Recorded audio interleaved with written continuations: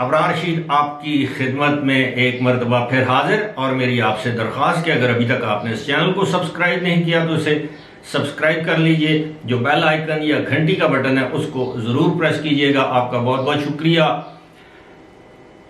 आपने थंबनेल देख लिया होगा कि किस तरह हालात करवट बदलते हैं। यानी ARY के बड़े नामी ग्रामी मशहूर रिपोर्टर बल्कि ARY इस्लामाबाद के ब्यूरो चीफ साबिर शाकिर ने इस्तीफ़ा दे दिया है या उनसे इस्तीफ़ा ले लिया गया है, इस हवाले से बात होगी। इसके अलावा मैं आपको बताऊंगा कि इस वक्त दीगर जो मामलात जारी हैं वो क्या हैं और जो ईमान मज़ारी हैं, जो डॉक्टर शीरीन मज़ारी की साहिबजादी, उनके खिलाफ बगावत का मुकदमा दर्ज किया गया है और ये सारी चीज़ें आपस में जुड़ी हुई कैसे हैं। लेकिन इससे पहले कि मैं आपको साबिर शाकिर के इस्तीफे के बारे में बताऊं कि अंदर खाने क्या मामला था या मामलात थे, मैं आपको एक अपनी वीडियो के बारे में बताना चाहता हूं। 9 मार्च को, इस साल 9 मार्च को मैंने एक वीडियो बनाई थी जिसमें मैंने कहा था कि हामिद मीर की वापसी एक वाज़े इशारा, ये उस वीडियो का टाइटल था।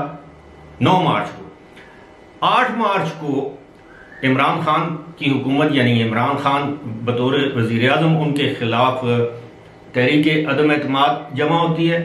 9 मार्च को हामिद मीर तवील अरसे की गैर हाजिरी के बाद अपना प्रोग्राम कैपिटल टॉक करते हैं और मेरी वो वीडियो जिन लोगों ने देखी है वो इस बात की गवाही देंगे कि मैंने कहा है कि अब ये एक वाज़े इशारा है कि मामला जो है वो किसी और तरफ जा रहा है, क्योंकि सारी दुनिया को मालूम है कि हामिद मीर पर पाबंदी किसने लगवाई थी।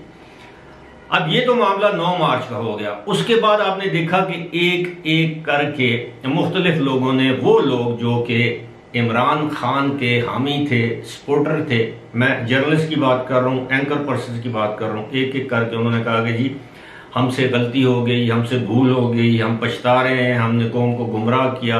किस किस का मैं नाम लूँ। लेकिन हालिया दिनों में आप देखिए कि डॉक्टर मोहित पीरजादा ने, वो जो इमरान खान के बहुत बड़े हामी हैं, बल्कि उन्होंने तो इस कदर बेहुदा किस्म के ट्वीट किए कि इस सारे मामले के पीछे मुन्ने का अब्बा है, मुन्ने के अब्बा वो ये समझता है कि हमें नहीं मालूम, सारी दुनिया को मालूम है, नहीं मालूम तो मुन्ने के अब्बा को मालूम नहीं। यानी उनका इशारा डायरेक्ट आर्मी चीफ की जानब था।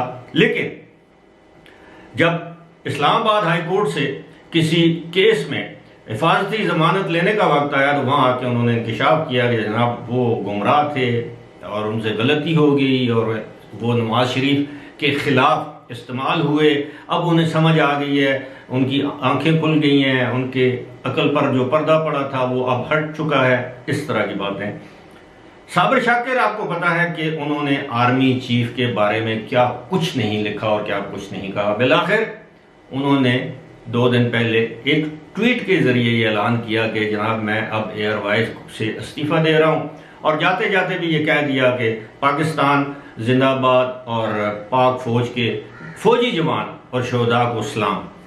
वहाँ पर भी वो आर्मी की उस क़यादत को भूल गए या भुला बैठे। अब मामला ये है कि साबिर शाकिर ने बैक वक्त आर्मी चीफ के साथ पंगा लिया और कुछ आर्मी के सीनियर लोग हैं उनके साथ पंगा लिया।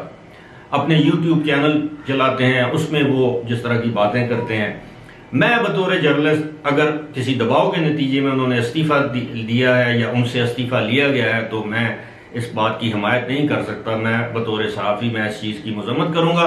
उसकी वजह यह है कि अगर मैं इमरान खान के नज़रियात के ख़िलाफ़ बात कर सकता हूँ तो किसी दूसरे शख्स को भी ये हक़ हासिल होना चाहिए कि वो इमरान खान के हक़ में या शहबाज शरीफ या आसिफ अली जरदारी के नज़रियात के ख़िलाफ़ बात करें।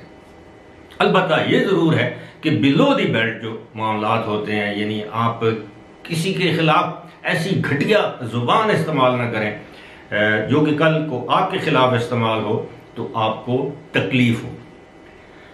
अब शीरी मज़ारी के बारे में, डॉक्टर शीरी मज़ारी की साहिबजादी ईमान मज़ारी के बारे में आपको बताता चलूँ। इसमें कोई शक नहीं है कि जब वो हक की बात आए तो वो अपनी वालिदा की मुखालफत भी करती रही हैं, वो इमरान खान के खिलाफ भी ट्वीट करती रही हैं, अपनी वालिदा के खिलाफ ट्वीट करती रही हैं। लेकिन चंद रोज़ पहले आपको मालूम है कि जब डॉक्टर शीरी मज़ारी को गिरफ्तार किया गया तो उस मौके पर उनकी साहिबजादी ईमान मज़ारी, जो कि खुद एक कानूनदान हैं, लॉयर हैं, एडवोकेट हैं और इंसानी हकूक़ पर ख़ास तौर पर लापता अफराद के लिए बहुत ज़्यादा काम कर रही हैं, उनके ख़िलाफ़ बगावत का एक मुकदमा दर्ज किया गया या करवाया गया इस्लामाबाद के एक थाने, रमना थाना उसे कहते हैं।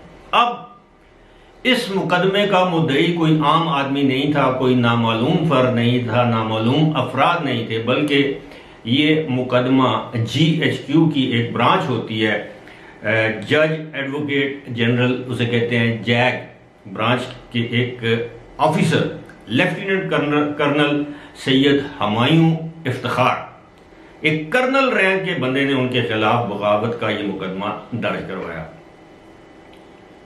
ईमान मज़ारी ने अबूरी जमानत करवा ली है, लेकिन ये सारी चीज़ें, ये दो वाक़यात आपके सामने बयान करने का एक मकसद है। मकसद ये है कि अब वो इदारे जो काफ़ी अरसे से खामोश थे, अब उन इदारों पर भी अपने इदारे के अंदर से दबाव आ रहा है कि जनाब ये क्या मजाक है।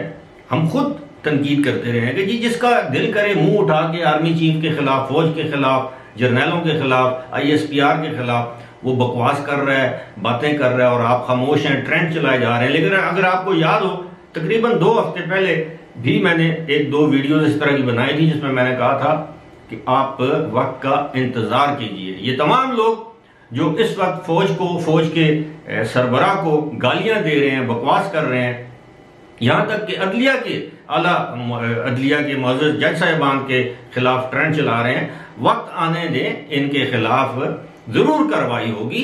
फौज फौरी तौर पर रिएक्ट नहीं करती। ये ऐसे नहीं होता कि जी भारत ने हमला कर दिया तो हमने फौरी तौर पर जवाब देना है, या किसी और तरफ से हमला किया गया तो हमने जवाब देना है। नहीं, इस तरह के मामलात में बड़े ठंडे दिलो दिमाग से, जिसे कहते हैं ठंडे पित्ते के साथ फौज रिएक्ट करती है। पहले वो सबूत इकट्ठे करती है कि किस शख्स ने किस किस मुकाम पर क्या कुछ नहीं कहा और क्या ये उसका अपना अकाउंट है, वेरीफाइड अकाउंट है। और अब आप देखिएगा जिस तरह गुज़श्ता रोज वो शहद वाला वजीर, वो लंबे बालों वाला अली अमीन गंडापुर, जिस तरह उसने राना सनाउल्लाह को माँ बहन की गालियां दी हैं ट्विटर पर और ये कहा कि मैं तुम्हें छोड़ूंगा नहीं, मैं तुम्हें इंशाल्लाह जहन्नुम रसीद करके छोड़ूंगा, मैं तुमसे बदला लूंगा, तुम मेरे खिलाफ जितने मर्जी मुकदमे बना लो। अब ऐसा भी है, राना सनाउल्लाह आप देखिए उन पर हेरोइन डाली गई 15 किलो, लेकिन उन्होंने गालियां कभी नहीं दी। लेकिन चूंकि PTI के टॉप टू बॉटम तरबियत ही ऐसी है, मुंह पर जबान पर गाली इसी तरह।